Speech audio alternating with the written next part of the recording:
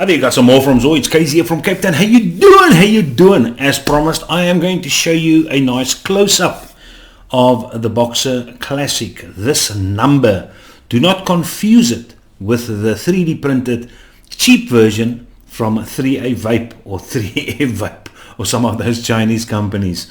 But in any case, this little guy was sold for $190, and then it included a shipping of $40 USPS to South Africa. It took a long time to actually get here, but absolutely worth the while. It is a superior quality printed 3D mod, and everything, all the lines as we see on the close-up, is going to be superior. And I've already put on my little Kaizo theme, which is available for the members, if you can remember that.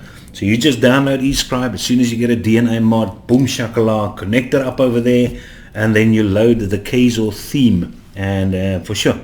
Anyway, so I'm not going to go too much into all the functions, because I mean, the one DNA board is another DNA board, is another DNA board. It's the same old functions. I'll just quickly skip through the menu so you can actually just see. But this thing is loaded. I mean, the DNA boards, the DNA software, they're loaded with everything which you would want.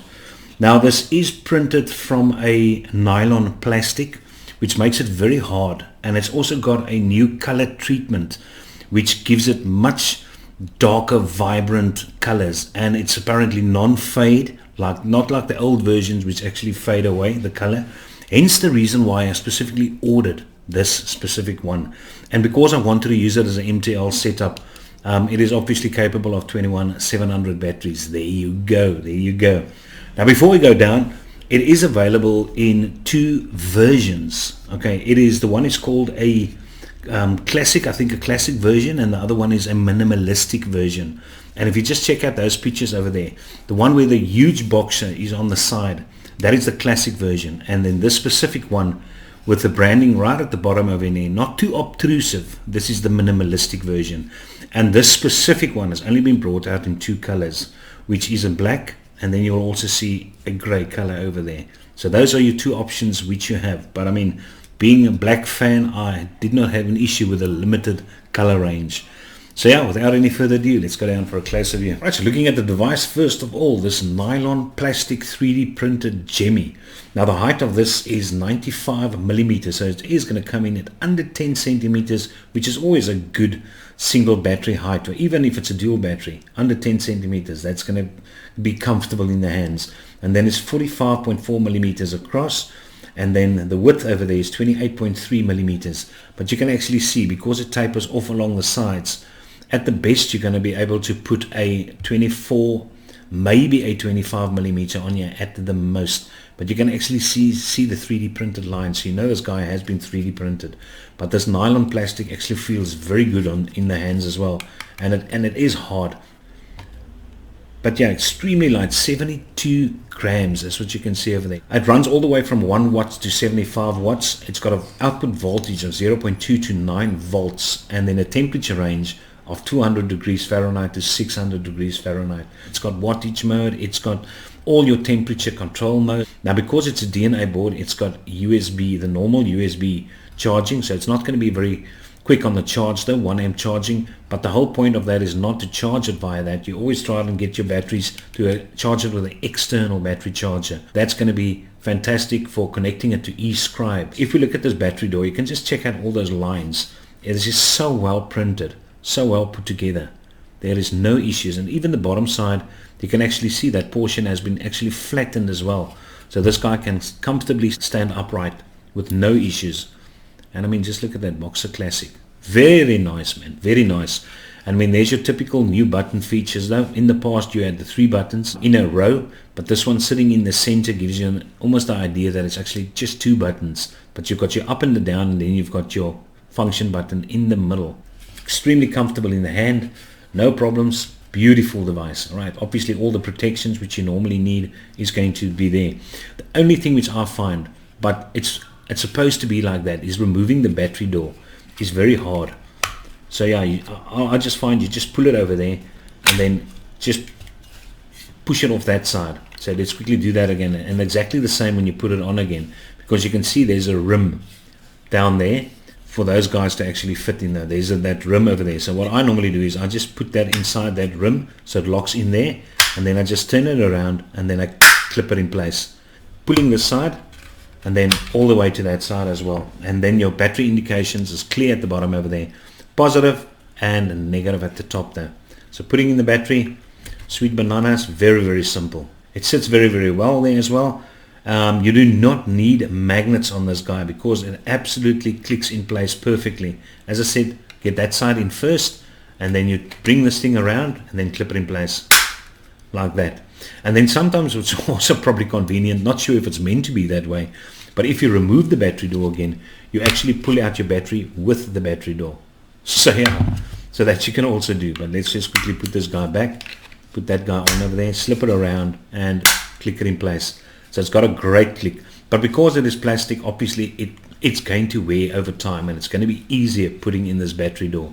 So I actually appreciate it clipping in that much at the moment. And there you can see my little theme, which I have already loaded. Now typical DNA, you normally press 5 times, 1, 2, 3, 4 and 5, and there you go in. Currently mine is set at 35 watts because I have got a 24mm atomizer on in MTL mode. I'm running this guy, so we might as well put this guy on there. And this is the X-Promiser V4 which I've got on there. Okay, let's just screen that, turn that, so it's got the juice control in place, like so. And there we go. As I said, I'm not going to go through everything because I mean it's been done over and over and over, and also my previous videos on DNA, I've done a thorough presentation on the chip itself. But just to actually show you what it looks like with the theme. Now obviously you do get your settings at the bottom, you get your watts at the top over there, and then you get your specific wattage settings in the middle. And your icon, obviously the cool beans, a little Kaiser over there that you add in via eScribe. Same with the blue colorings which you see everything. You've got battery indication at the top of there, as well as your ohms of the specific coil which is inside the atomizer at the moment. And it's always been 0.79. Whether I remove the atomizer and put it back on again, you're always going to get that 0.79. So if we're obviously on wattage and we take the select button in the middle, we click that, then it lights up, and then you can change it with the up button and the down button. We can keep that in, but it's a typical speed at which your DNA boards move. It does not, however, round robin, so you'll actually take the down button again and go all the way to your preferred wattage where you want. As I said, mine's going to be 35, so I'll just push it down like that to 35 and then select it again. If you go to the settings, what you can set, first of all, they give you the information regarding the atomizer. You'll see the 0.79 measured, the wattage at which I'm currently vaping. I'm not running it in temperature, or it's not temperature at the moment. And the boost, I've got the boost on to give it just a quick little preheat. You've got your puff information there, which you can obviously reset, which I'm not going to do mine though. Diagnostics you've got over there, and then you've also got your system settings where you can do your brightness, the time and the date as well. So currently my time is not set though, but my date is set, definitely set over there. But we can quickly set the time. I think it's 12. There you go. And it is 14 at the moment, so might as well go up just to speed things up a bit though. And there you go.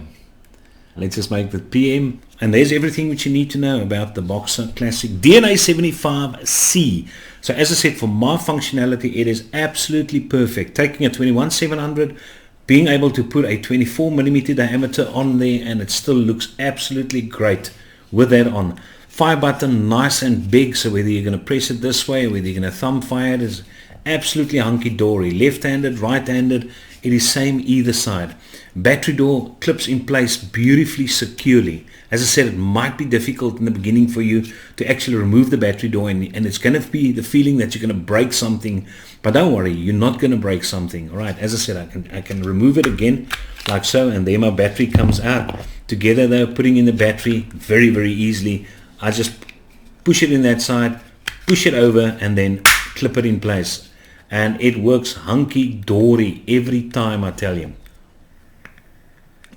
And there you go. The fact that it can stay nice and upright, it has a super feel in the hand. It looks great. I mean, there's only positives about this mod, except the fact that it takes too long. Actually took a long time to get to me though. But otherwise, I cannot complain about this mod.